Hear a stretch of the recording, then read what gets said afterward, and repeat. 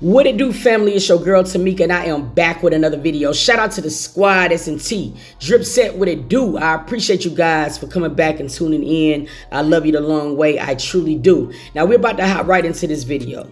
Daystar Peterson, aka Tory Lanez. For the people who do not know, he's a Canadian rapper, singer, songwriter. And I ain't even gonna hold you. That man is very, very talented. He's very talented.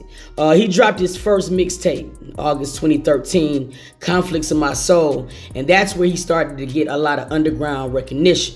Now, he came and dropped his debut studio album, I Told You, in 2016, and I'm not gonna lie again, that album was very fire. It had the singles Say It and Love on there, which those singles gave him his first charts on the Billboard Hot 100. I think they peaked at number 23 and number 19. He went on to drop 4 more albums, Memories Don't Die, Love Me Now, Chicks Tape, Daystar. You know what I mean?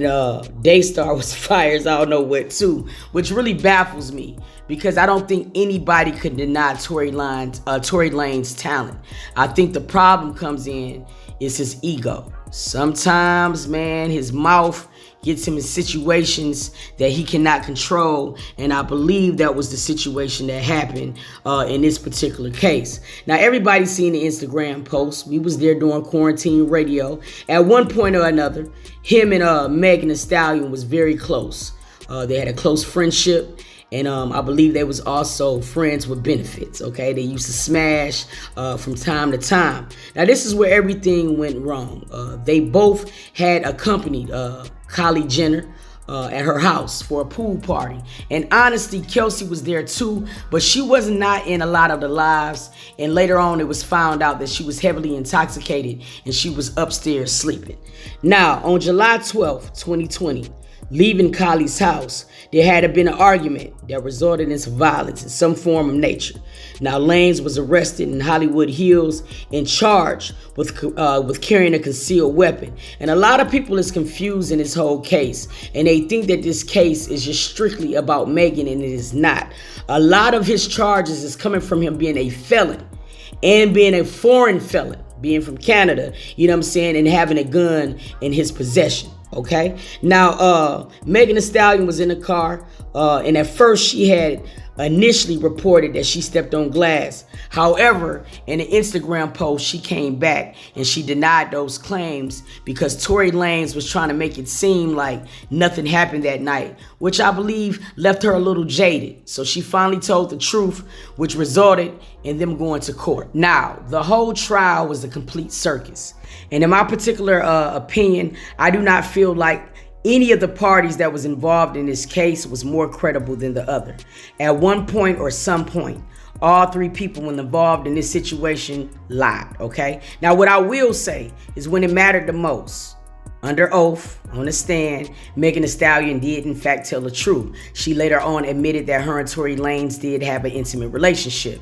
Now, Tory Lanez lost that trial, and then he later on recruited attorney Jose Baez. Now, for people who do not know Baez, he represented Aaron Hernandez and got his double murder charge dismissed, and he also represented Casey Anthony in the trial against her daughter, you know what I mean, and got her off as well. And to this day, I do not know how he did that, but that lady is somewhere free living her best life, and it baffles me. It really does. Now, Tory Lanez did approach the judge during his motion. Dear George Gascon, I write this message with the utmost humility, love, and respect for the remarkable steps that you've taken in regards to fighting for the justice of Black and brown minorities.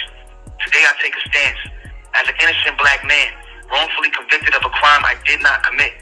I've watched 2 district attorneys from your office by the names of Kathy Tarr and Alex Bott unlawfully misuse their authority to hide and suppress any and all exculpatory evidence that exonerates me and furthers my innocence.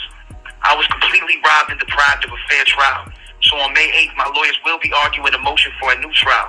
Not only do I owe it to myself to fight for my freedom, but I owe it to my 6-year-old child, my family, my fans, and most importantly, the hundreds and thousands of Black and Hispanic minorities that cannot adequately fight for themselves.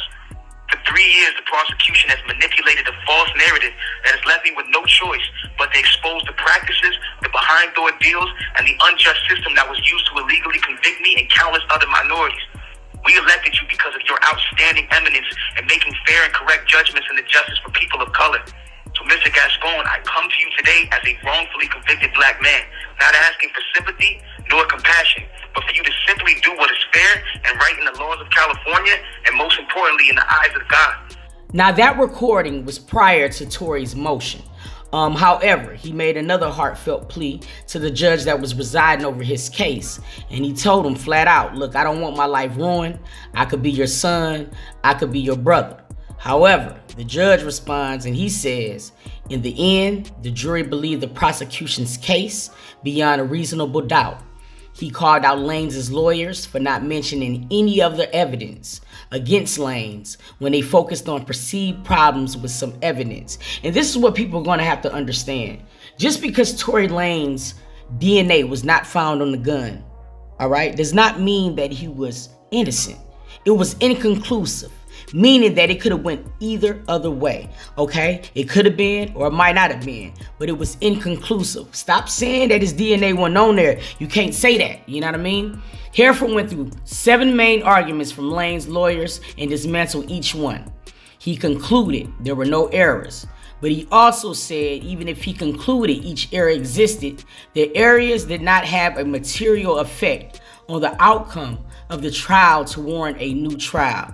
And that's kind of deep, because now they would have to appeal to they would have to appeal to a higher court, which would be over the judge, and that always causes problems, especially if you lose. In a jaw-dropping move, Lanez's lawyers filed a motion to disqualify the judge from Lanez's case, then told the judge that they didn't think he could issue his ruling until the motion was resolved, and Hereford disagreed. Now, I'm pretty sure after the sentencing, Tory will request another appeal. I'm pretty sure that's what's going to happen, but I think the sentencing do in fact have to come first.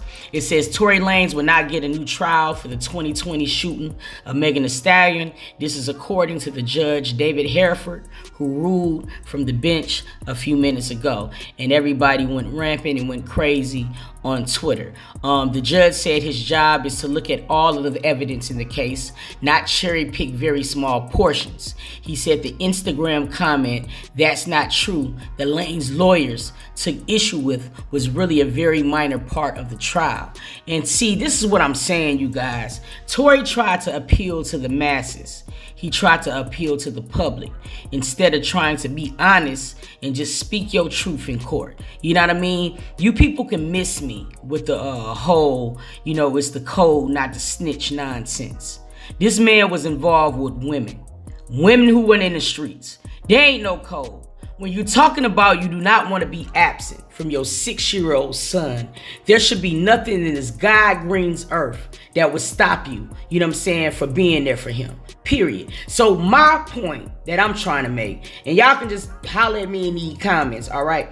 I do not understand why he's protecting her. If this girl did in fact harm Megan Thee Stallion, then bro, why are you not telling the truth? So you mean to tell me that you will uphold a code, even if that would give you 22 years behind bars, missing your kid? Your kid would be damn near 30 when you get out of jail, and you mean to tell me protecting her is more important than that? Yeah, man, y'all gonna have to holler at me in the comments. I love y'all, family, and until next video, I'ma catch y'all, dog. Peace.